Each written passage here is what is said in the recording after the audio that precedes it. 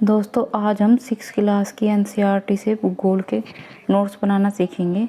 First part में हम fourth chapter तक नोट्स बनाना सीख चुके हैं। आज हम 5th चैप्टर से स्टार्ट करेंगे। इससे पहले हम नोट्स पार्ट 1 में बना चुके हैं इसके नोट्स। अब नेक्स्ट चैप्टर के हम पार्ट 2 में बनाना सीखेंगे। इसमें है पृथ्वी के प्रमुख परिमंडल।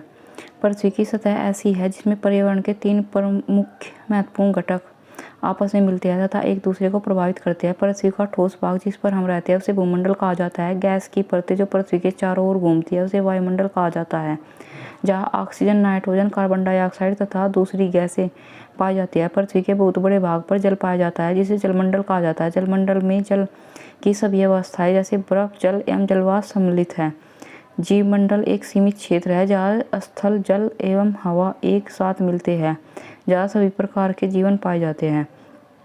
भूमंडल पृथ्वी के ठोस भाग को भूमंडल कहा जाता है। यह भूप्रकृति की चट्टानों तथा मिट्टी की पतली परतों का बना होता है जिसमें जीवों के लिए पोषक तत्व पाए जाते हैं।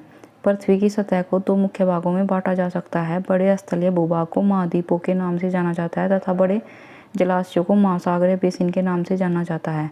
विश्व के सभी महासागर आपस में एक दूसरे से जुड़े हुए हैं। समुद्री जल का तल सभी जगह समान होता है। स्थल की ऊंचाई को समुद्र तल से मापा जाता है जिसे शून्य माना जाता है।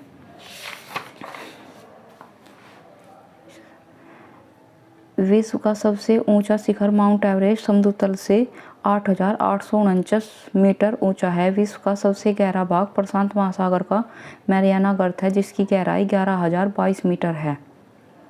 महाद्वीप पृथ्वी पर 7 प्रमुख महाद्वीप है। ये विस्तृत जलराशि के द्वारा एक दूसरे से अलग है। ये महाद्वीप है एशिया, यूरोप, अफ्रीका, उत्तर अमेरिका, दक्षिण अमेरिका, ऑस्ट्रेलिया और अंटार्कटिका। एशिया विश्व का सबसे बड़ा महाद्वीप है। यह पृथ्वी के कुल क्षेत्रफल के 1/3 भाग में फैला है। यह महाद्वीप पूर्वी गोलार्ध में स्थित है। कर्क रेखा इस महाद्वीप से होकर गुजरती है। एशिया के पश्चिम में यूराल पर्वत है जो इसे यूरोप से अलग करता है।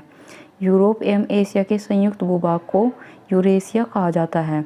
यूरोप एशिया का बहुत छोटा भाग है। यह महाद्वीप एशिया के पश्चिम में स्थित है। आर्कटिक वर्त इससे होकर गुजरता है। यह 3 तरफ से जल से घिरा है। अफ्रीका एशिया के बाद विश्व का दूसरा सबसे बड़ा महाद्वीप है। विषुवत या 0 डिग्री अक्षांश पर महाद्वीप के लगभग मध्य भाग से होकर गुजरती है। अफ्रीका का बहुत बड़ा भाग उत्तरी गोलार्ध में स्थित है। एक ऐसा महाद्वीप जिससे होकर कर्क, विषुवत एवं मकर तीनों रेखाएं गुजरती हैं। सहारा का रेगिस्तान विश्व का सबसे बड़ा गर्म रेगिस्तान है जो कि अफ्रीका में स्थित है। यह महाद्वीप चारों तरफ से समुद्र एवं महासागरों से घिरा है। विश्व की सबसे लंबी नील नदी अफ्रीका से होकर गुजरती है। उत्तर अमेरिका विश्व का तीसरा सबसे बड़ा महाद्वीप है। यह दक्षिण अमेरिका से एक संकरे स्थल से जुड़ा है जिसे पनामा जल संधि कहते हैं। न्यूजीलैंड के एडमंड हिलरी तथा भारत के तेंजिंग नॉर्वे शेरपा 29 मई 1953 को पृथ्वी के सबसे ऊंचे शिखर माउंट एवरेस्ट पर चढ़ने वाले पहले व्यक्ति थे। जापान की जुको ताबेई विश्व की पहली महिला थी जिसने 16 मई 1975 को एवरेस्ट पर कदम रखा। बछेंद्री पाल भारत की पहली महिला जिसने 23 मई 1984 को एवरेस्ट पर अपना कदम रखा।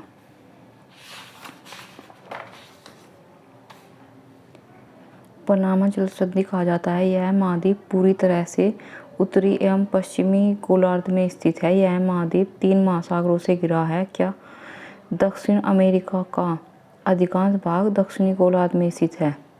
विश्व की सबसे लंबी पर्वत श्रृंखला एंडीज इसके उत्तर से दक्षिण की ओर फैली है। दक्षिण अमेरिका में विश्व की सबसे बड़ी नदी अमेजन बहती है। ऑस्ट्रेलिया विश्व का सबसे छोटा महाद्वीप है जो कि पूरी तरह से दक्षिणी गोलार्ध में स्थित है। यह चारों तरफ से महासागरों तथा समुद्रों से घिरा है। इसे द्वीपीय महाद्वीप कहा जाता है। और अंटार्कटिका एक बहुत बड़ा महाद्वीप है जो कि दक्षिणी गोलार्ध में स्थित है। दक्षिणी ध्रुव इस महाद्वीप के मध्य में स्थित है। चूँकि यह दक्षिणी ध्रुव क्षेत्र में स्थित है इसलिए यह हमेशा मोटी बर्फ की परतों से ढका रहता है। यह किसी भी प्रकार का यहाँ किसी भी प्रकार का अस्थायी मानव निवास नहीं है। बहुत से देशों के शोध केंद्र यहाँ स्थित है। भारत के भी शोध संस्थान यहाँ है। इनके नाम है मैत्री, दक्षिणी गंगोत्री, भारती। जलमंडल। पृथ्वी को नीला ग्रह कहा जाता है। पृथ्वी का 71% भाग जल तथा 29% भाग स्थल है। जलमंडल में जल के सभी रूप उपस्थित है। इसमें महासागर एवं नदियाँ, झीलें, हिमनदियाँ, भूमिगत जल, वायुमंडल की जलवाष्प सभी सम्मिलित है। पृथ्वी पर पाए जाने वाले जल का 97% से अधिक भाग महासागरों में पाया जाता है एवं वह इतना अधिक खारा होता है कि मानव के उपयोग में नहीं आ सकता। शेष जल का बहुत बड़ा भाग बर्फ की परतों एवं हिमनदियों तथा भूमिगत जल के रूप में पाया जाता है। जल का बहुत कम भाग अलवण जल के रूप में पाया जाता है, जो मनुष्य के इस्तेमाल में आता है। यही कारण है कि नीले ग्रह में रहने के बावजूद हम पानी की कमी महसूस करते हैं। महासागर जलमंडल के मुख्य भाग है। ये आपस में एक दूसरे से जुड़े हुए हैं। महासागरीय जल हमेशा गतिशील रहता है। तरंगे, ज्वार भाटा तथा महासागरीय जलधाराएं। महासागरीय जल की 3 प्रमुख गतियां हैं। बड़े से छोटे आकार के आधार पर कम से 5 महासागर प्रमुख है। प्रशांत महासागर, अटलांटिक महासागर, हिंद महासागर, दक्षिण महासागर तथा आर्कटिक महासागर।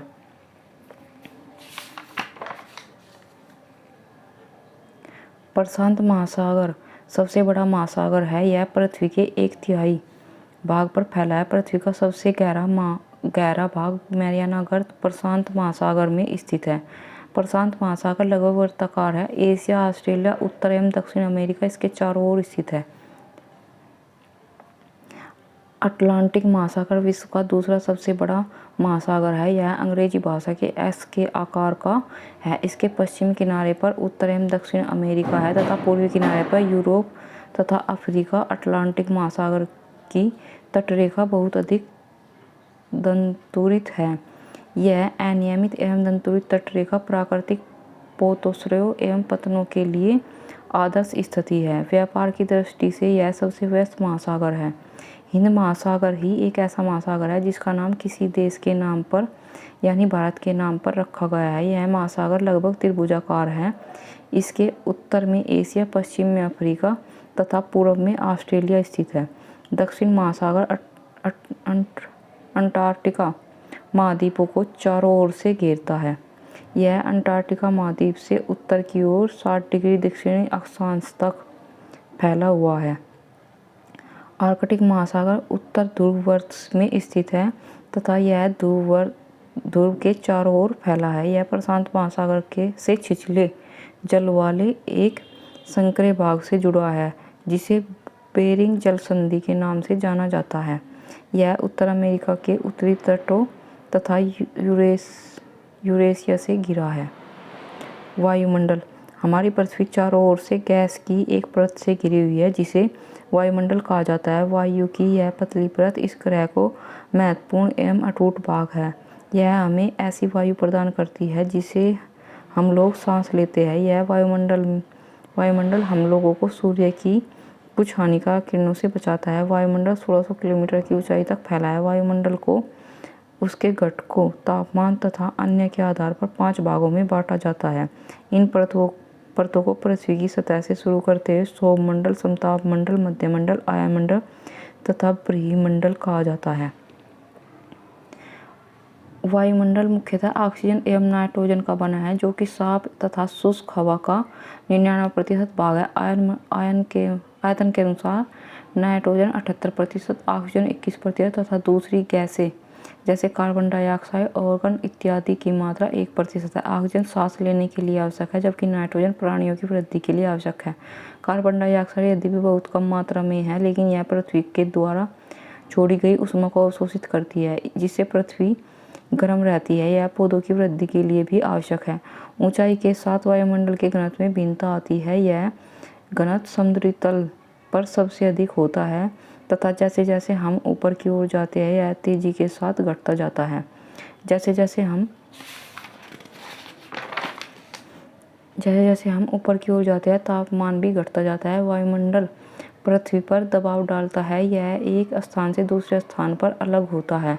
कुछ क्षेत्रों में हमें अधिक दाब महसूस होता है, जबकि कुछ क्षेत्रों में कम। वायु दाब से निम्न दाब की ओर बहती है, जबकि कुछ क्षेत्रों में कम होता है। वायु उच्च दाब से निम्न दाब की ओर बहती है। गतिशील वायु को पवन कहा जाता है। जीवमंडल स्थल, जल तथा हवा के बीच का एक सीमित भाग है। यह वह भाग है जहाँ जीवन मौजूद है, जहाँ जीवों की बहुत सी प्रजातियां हैं, जो कि सूक्ष्म जीवों तथा बैक्टीरिया से लेकर बड़े स्तनधारियों के आकार में पाई जाती है। मनुष्य सहित सभी प्राणी जीवित रहने के लिए एक दूसरे से तथा वायुमंडल से जुड़े हुए हैं। जीवमंडल के प्राणियों को मुख्यतः दो भागों, जंतु जगत एवं पादप जगत में विभक्त किया जा सकता है। पृथ्वी के ये तीन परिमंडल आपस में पारस्परिक क्रिया करते हैं तथा एक दूसरे को किसी न किसी रूप में प्रभावित करते हैं। दोस्तों, ये चैप्टर हमारा ख़त्म हो चुका है। नेक्स्ट चैप्टर हमारा स्टार्ट हो चुका है। नेक्स्ट चैप्टर पृथ्वी के प्रमुख स्थल रूप। पृथ्वी के अंदर लगातार गति हो रही है। प्रथम या आंतरिक प्रक्रिया के कारण बहुत से स्थानों पर पृथ्वी की सतह कहीं ऊपर उठ जाती है तो कहीं धंस जाती है। पहाड़ी वह स्थलीय भाग है जो कि आसपास की भूमि से ऊंची उठी होती है। 600 मीटर से अधिक ऊंचाई एवं खड़ी ढाल वाली पहाड़ी को पर्वत कहा जाता है।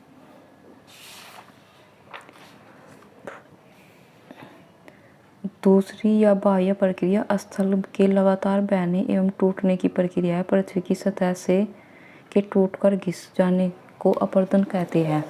अपरदन की क्रिया के द्वारा सतह नीची हो जाती है तथा निक्षेपण की प्रक्रिया के द्वारा इनका फिर से निर्माण होता है। ये दो प्रक्रियाएं बहते हुए जल, वायु तथा बर्फ के द्वारा होती है। हम विभिन्न स्थल रूपों को उनकी ऊंचाई एवं ढाल के आधार पर पर्वतों, पठारों एवं मैदानों में वर्गीकृत कर सकते हैं। पर्वत पृथ्वी की सतह की प्राकृतिक ऊंचाई। पर्वत का शिखर छोटा तथा आधार चौड़ा होता है।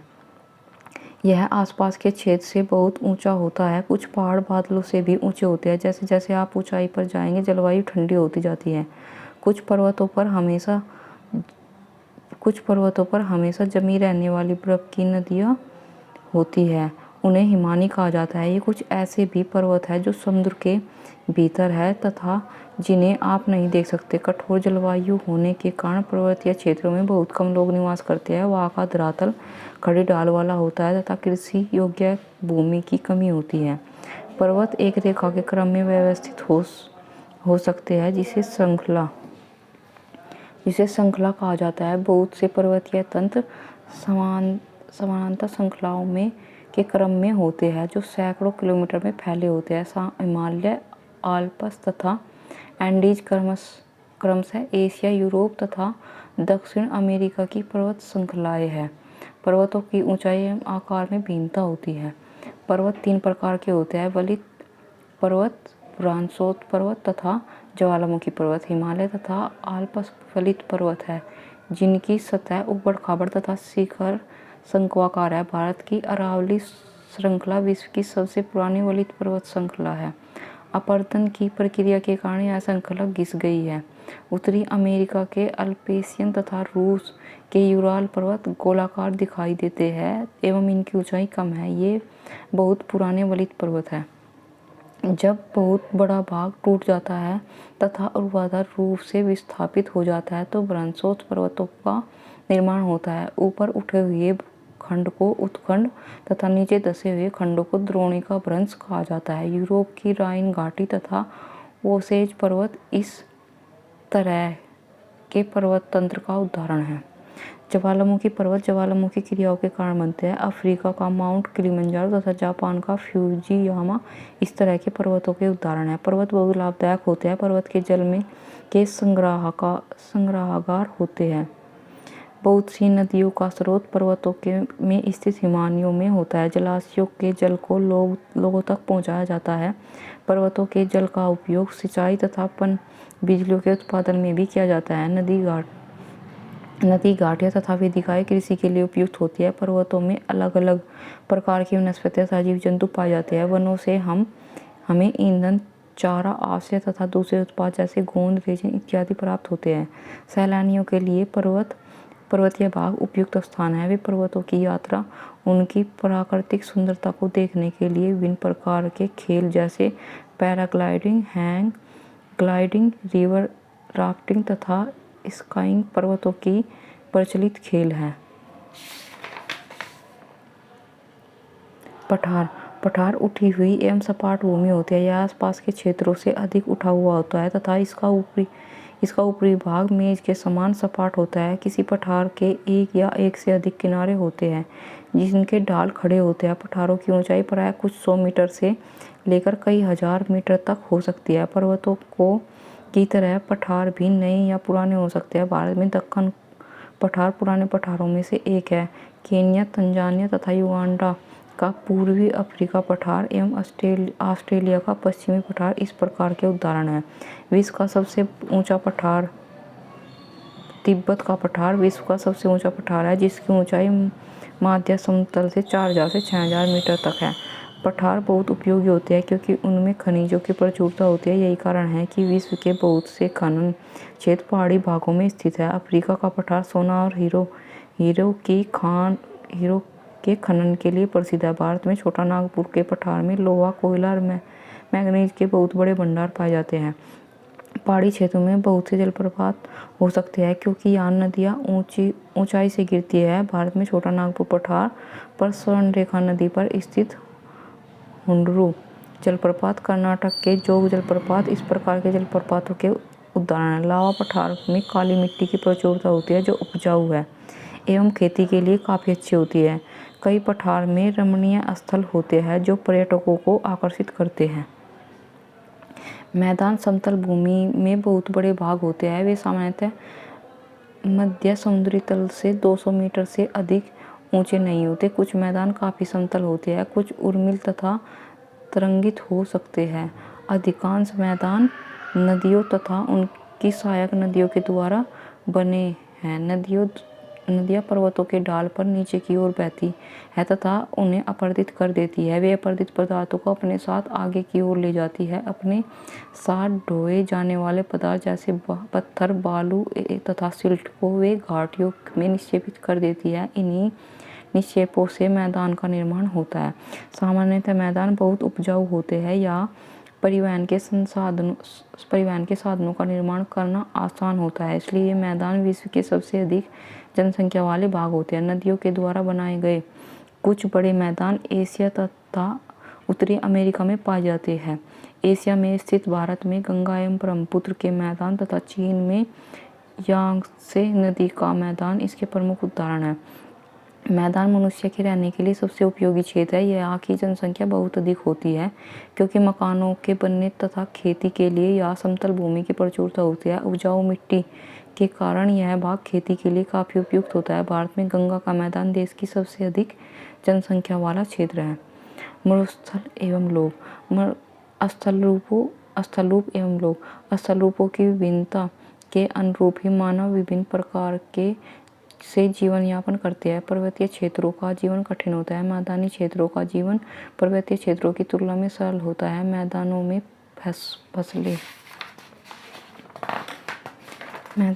फसलें उगाना, घर बनाना या सड़कें बनाना पर्वतीय क्षेत्रों की तुलना में अधिक आसान होता है। विभिन्न प्रकार के स्थलरूपों पर रहने वाले लोगों के रहन सहन के तरीकों में कुछ अंतर होता है। क्या आप उनमें से कुछ अंतरों को बता सकते हैं? कभी कभी प्राकृतिक आपदाएं जैसे भूकंप, ज्वालामुखी उद्गार, तूफान या बाढ़ बहुत विनाश कर देते हैं। इन आकस्मिक घटनाओं के बारे में जागरूकता पैदा करके हम इनसे आने वाले खतरों को कम कर सकते हैं। ये चैप्टर हमारा ख़त्म हो चुका है। अब हम नेक्स्ट चैप्टर चलेंगे। भारत एक बहुत बड़े भौगोलिक विस्तार वाला देश है। उत्तर में यह हिमालय के ऊंचे शिखरों से घिरा है, पश्चिम में अरब सागर, पूर्व में बंगाल की खाड़ी तथा दक्षिण में हिंद महासागर भारतीय प्रायद्वीप के तटों पर लहराते हैं। भारत का क्षेत्रफल 32.8 लाख वर्ग किलोमीटर है। उत्तर में कश्मीर से लेकर दक्षिण में कन्याकुमारी तक इसका विस्तार लगभग 3200 किलोमीटर है तथा पूर्व में अरुणाचल प्रदेश से लेकर पश्चिम में कच्छ तक इसका विस्तार लगभग 2900 किलोमीटर तक है। ऊंचे ऊंचे पर्वत, भारतीय महामरुस्थल, उत्तरी मैदान, आसमान, पठारी सतह, तटीय भाग एवं द्वीप समूह स्थल रूपों की विभिन्नता को दर्शाते हैं। यहाँ जलवायु, वनस्पति, वन जीवों के साथ साथ भाषा एवं संस्कृति में भी बहुत भिन्नता है। इस भिन्नता में भी हम एकता को पाते हैं जो हमारी परंपराओं में दिखती है। यही कारण है कि हम एक राष्ट्र में बंधे हैं।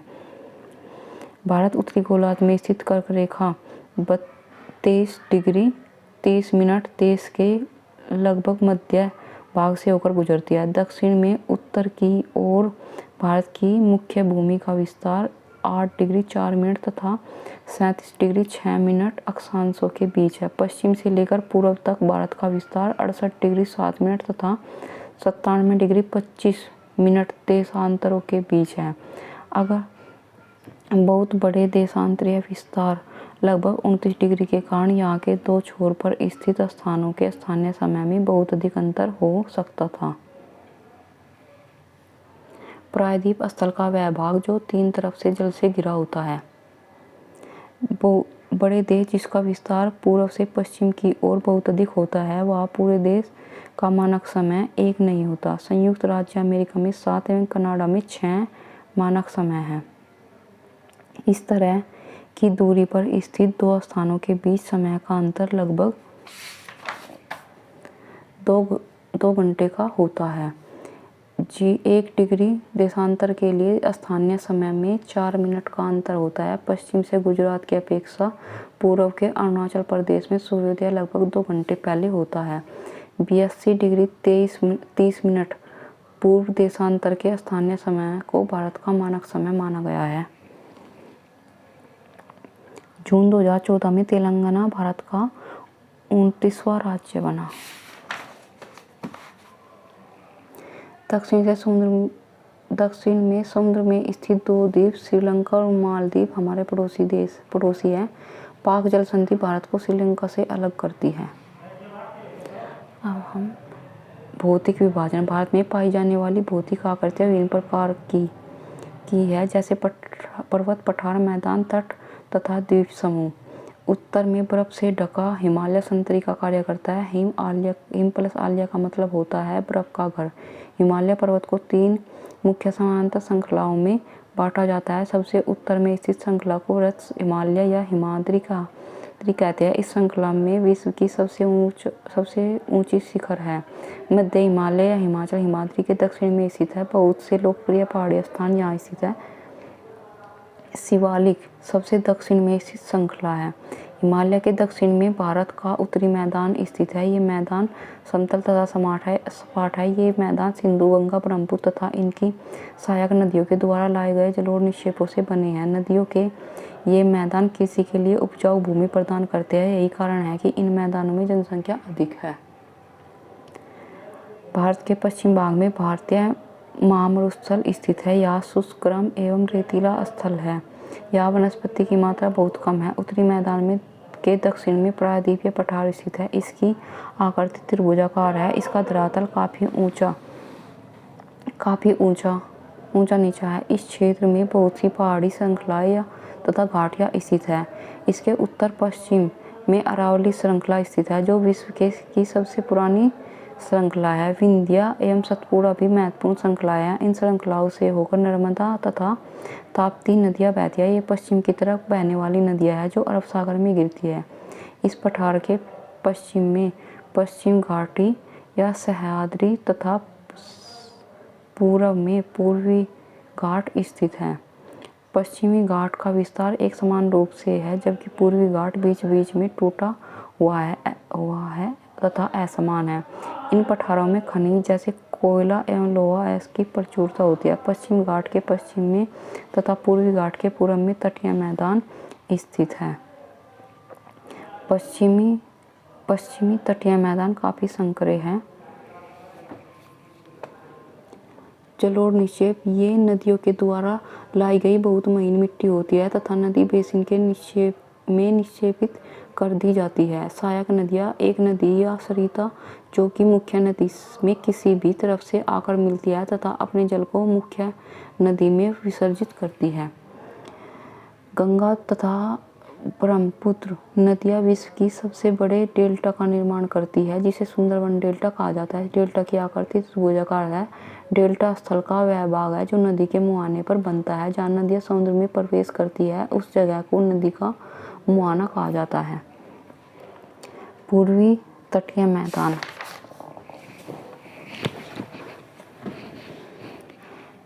अपेक्षाकृत चौड़े है। वहाँ पूर्व की ओर बहने वाली कुछ नदियाँ महानदियाँ गोदावरी, कृष्णा तथा कावेरी बंगाल की खाड़ी में गिरती है। ये नदियाँ अपने मुहाने पर उपजाऊ डेल्टा का निर्माण करती हैं। बंगाल की खाड़ी में गंगा एवं ब्रह्मपुत्र नदियाँ के मुहाने पर सुंदरबन डेल्टा स्थित है। परवाल छोटे समुद्री जंतुओं के कंकाल है जिसे पोलिप कहा जाता है। जब जीवित पोलिप मरते हैं तब उनका कंकाल बच जाता है। अन्य पोलिप की वृद्धि इन ठोस कंकालों के ऊपर होती है जो बढ़ते बढ़ते काफी ऊंचे होते जाते हैं तथा इस प्रकार परवाल द्वीपों का निर्माण करते हैं। भारत में 2 द्वीप समूह हैं।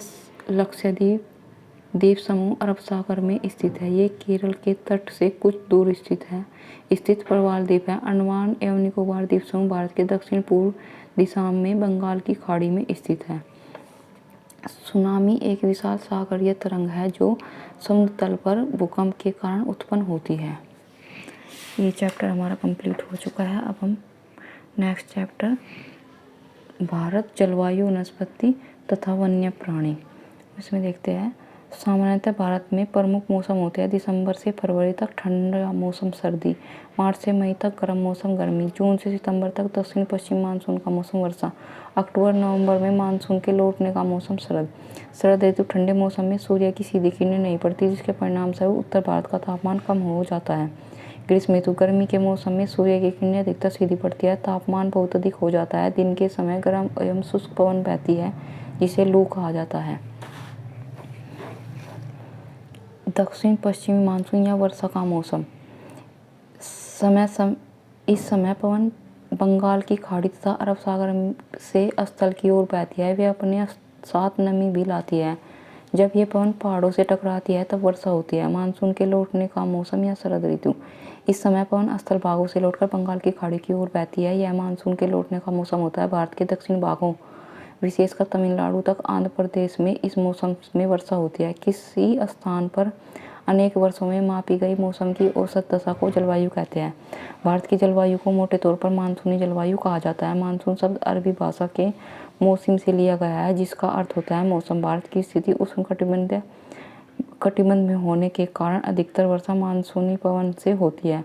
भारत में कृषि वर्षा पर निर्भर होती है। अच्छे मानसून का मतलब है पर्याप्त वर्षा तथा प्रचुर मात्रा में फसलों का उत्पादन। किसी स्थान की जलवायु उसकी स्थिति, ऊंचाई, समुद्र से दूरी तथा उच्चवात पर निर्भर करती है। इसलिए हम भारत की जलवायु में क्षेत्रीय भिन्नता का अनुभव होता है। राजस्थान के मरुस्थल में स्थित जैसलमेर तथा बीकानेर बहुत गर्म स्थान है जबकि जम्मू तथा कश्मीर के द्रास एवं कारगिल में बर्फीली ठंड पड़ती है। तटीय क्षेत्रों जैसे मुंबई तथा कोलकाता की जलवायु मध्यम है। वे न ही अधिक गर्म है और न ही अधिक ठंडी है। समुद्र तट पर होने के कारण ये स्थान बहुत अधिक आर्द्र है। विश्व में सबसे अधिक वर्षा मेघालय में स्थित मौसिनराम में होती है जबकि किसी वर्ष राजस्थान के जैसलमेर में वर्षा ही नहीं होती। प्राकृतिक वनस्पति घास, झाड़ियाँ तथा पौधे जो बिना मनुष्य की सहायता के उपजे हैं उन्हें प्राकृतिक वनस्पति कहा जाता है। अलग अलग जलवायु में अलग अलग प्रकार की वनस्पतियाँ पाई जाती हैं। इनमें वर्षा की मात्रा सबसे महत्वपूर्ण होती है। जलवायु की विभिन्नता के कारण भारत में अलग अलग तरह की वनस्पतियाँ पाई जाती हैं।